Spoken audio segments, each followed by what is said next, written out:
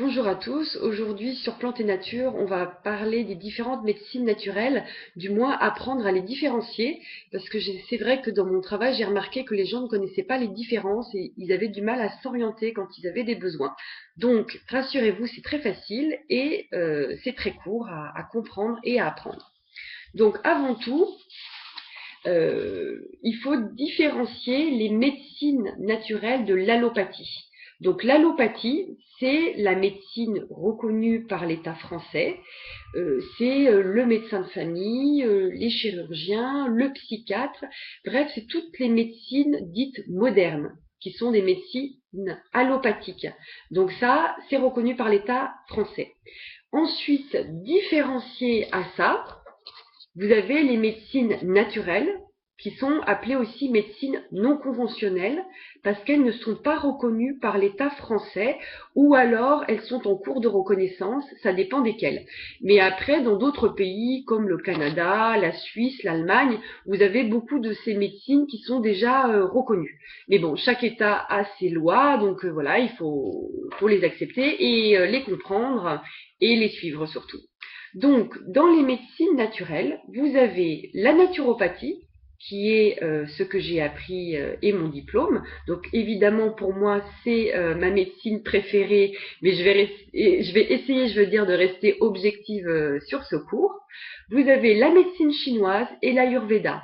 Tout ça, ce sont donc des médecines non conventionnelles traditionnelles qui existent pour la naturopathie en Europe, pour la médecine chinoise, c'est facile en Chine, pour l'Ayurveda en Inde. Ce sont des médecines traditionnelles qui existent depuis des millénaires. Donc, c'est toutes les connaissances que l'être humain a appris et rectifiées au fur et à mesure des centaines d'années qui passent pour voilà, essayer d'apporter la santé auprès des gens. Donc, toutes ces médecines sont cousines, et vu que l'être humain est quand même le même partout, même s'il y a quelques petites différences, évidemment, elles ont énormément de points communs.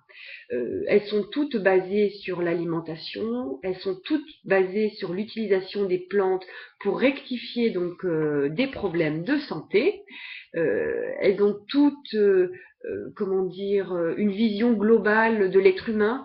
En gros, on va dire, quelle que soit la médecine que vous prenez ici, si vous avez par exemple des rhumes à répétition tout l'hiver, ben, elles vont toutes essayer de travailler sur votre immunité pour vous renforcer en fait, vous renforcer votre organisme pour que vous tombiez moins malade. Donc c'est ce qu'on appelle des médecines préventives. En naturopathie, par rapport aux plantes, ce sera une utilisation évidemment de plantes européennes, donc très facile à trouver. En médecine chinoise, ce sera donc des plantes d'origine d'Asie. Donc c'est vrai que si vous habitez en France, c'est normal que vous ayez plusieurs produits que vous ayez du mal à trouver, mais il y en a certains qu'on peut trouver. Et en Ayurveda, ce sera des plantes donc originaires d'Inde qui seront peut-être faciles à trouver en pharmacie, en teinture mère, mais vous en aurez quelques-unes en magasin bio, mais à nouveau, évidemment, importer toutes ces plantes, c'est pas forcément permis, et donc c'est pas toujours très facile à trouver. Après, vous avez d'autres types de médecine non conventionnelle naturelle. Donc non conventionnelle, je répète, ça veut dire pas reconnu, pas cadré par la loi, par l'État français. Vous avez les médecines manuelles, donc là ça tombe bien, il y a une exception. L'ostéopathie vient d'être reconnue, je crois, si je ne me trompe pas, il y a à peu près 2 ans par l'État français et elle est en cours d'être cadrée, si je me rappelle bien. Vous avez ensuite l'acupuncture, qui est une partie de la médecine chinoise. Donc c'est là où on vous pique en fait avec des aiguilles. Et vous avez l'éthiopathie, qui est en fait souvent les gens le confondent avec l'ostéopathie parce que c'est manuel, mais on va dire pour faire un résumé simple, on va dire que ils agissent beaucoup les éthiopathes sur les tissus. Ils vont essayer d'améliorer les articulations à travers les tissus. Et souvent, en fait, bon ça c'est une petite remarque personnelle, j'ai remarqué que certains ostéopathes et éthiopathes avaient quand même une vision qui était plutôt commune. Donc en éthiopathie et en ostéopathie, on va bien travailler en fait sur la colonne vertébrale, sur tout le système articulaire, sur le squelette quoi en gros. Et en acupuncture, on va travailler donc de manière physique, en vous touchant donc avec des aiguilles, mais on va plus travailler sur le système nerveux pour la bonne circulation en fait nerveuse, ou alors d'autres diront la bonne circulation des énergies. Après, vous avez tout ce qui est psychologique. Donc, donc pour revenir à la médecine reconnue, la psychiatrie, c'est la médecine psychologique reconnue par l'État français. C'est médical. Après, vous avez les psychologues. Les psychologues sont reconnus et ont le droit donc d'exercer. Et en médecine donc naturelle, vous avez la sophrologie.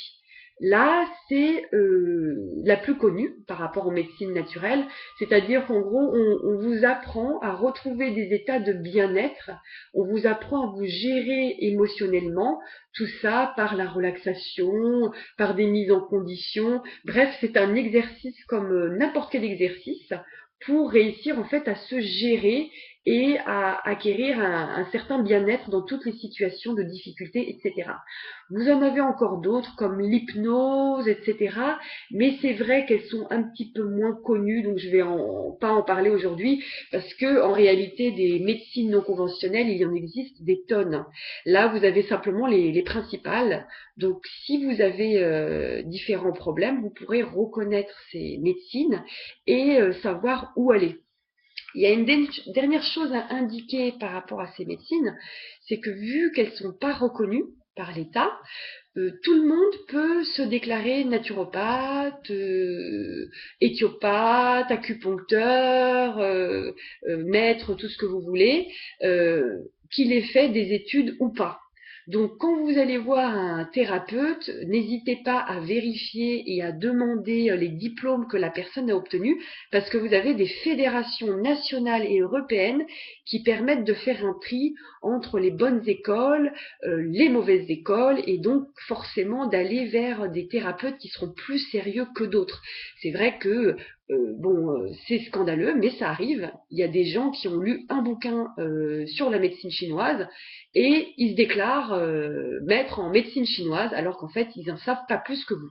Mais bon, ça, les arnaqueurs, il y en a toujours eu et vous devez faire donc un peu attention à vous et apprenez à faire le tri donc en demandant les diplômes de la personne. Voilà, donc j'espère que ça a été simple pour vous et que ça aura éclairé vos lanternes par rapport à ce sujet.